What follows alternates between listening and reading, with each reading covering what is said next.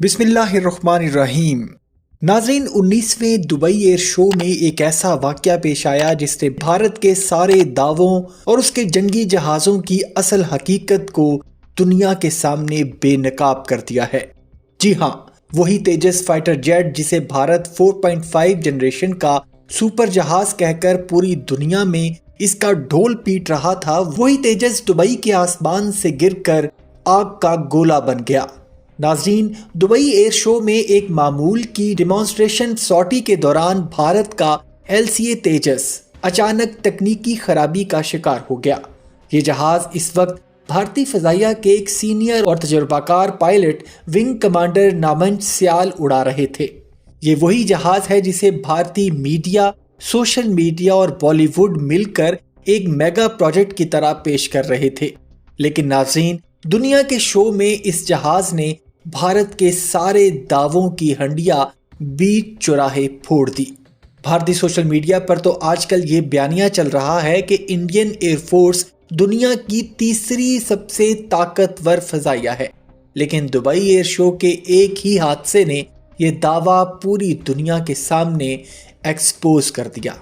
ناظرین، حادثے سے صرف ایک دن پہلے اسی تیجس طیارے کی ایک ویڈیو وائرل ہوئی تھی جس میں جہاز کے ایک کمپوننٹ سے تیل لیک ہو رہا تھا۔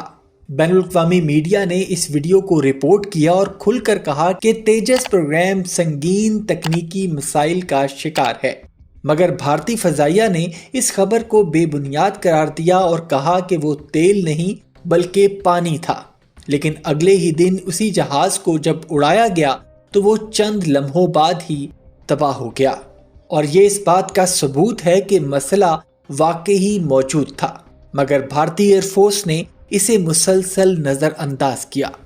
ناظرین، یہ حادثہ اس بات کی بھی علامت ہے کہ بھارتی فضائیہ کے پروفیشنلزم اور ڈسپلن کی سطح کس قدر کمزور ہے۔ ایک ذمہ دار فضائیہ کبھی بھی ایسے جہاز کو جس میں تکنیکی خرابی کے آثار پائے گئے ہوں، ایئر شو جیسی ہائی رسک فلائٹ کے لیے اجازت نہیں دیتی، لیکن یہاں بھارت نے نہ صرف اپنا مہنگا جنگی جہاز کھو دیا بلکہ اپنا ایک قیمتی اور تربیت یافتہ پائلٹ بھی گنوا دیا۔ بھارتی میڈیا کے مطابق اس حادثے میں ہلاک ہونے والے پائلٹ کا نام ونگ کمانڈر نامنچ سیال ہے۔ بتایا جا رہا ہے وہ اس وقت بھارتی فضائیہ کے حیدرآباد ایئر بیس پر تعینات تھے۔ ان کی اہلیہ بھی انڈین ایئر فورس میں افسر ہیں اور ان کی ایک 5 سالہ بیٹی بھی ہے۔ ایک پائلٹ کسی بھی فضائیہ کے لیے اس کے طیارے سے کہیں زیادہ قیمتی ہوتا ہے، لیکن بھارتی فضائیہ کی نااہلی نے اپنا قیمتی اثاثہ بھی ضائع کر دیا۔ ناظرین، تیجس حادثہ صرف ایک کریش نہیں بلکہ بھارت کے دفاعی نظام، اس کی تکنیکی صلاحیت اور اس کے پروپیگنڈے کی ناکامی کا واضح ثبوت ہے۔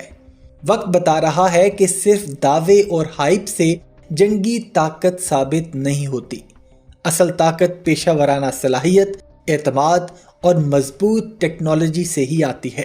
ناظرین، اس بارے میں آپ کا کیا خیال ہے؟ ہمیں کمنٹ سیکشن میں ضرور بتائیے گا۔ اپنا اور اپنے گھر والوں کا بہت سا خیال رکھیے گا۔ اللہ حافظ۔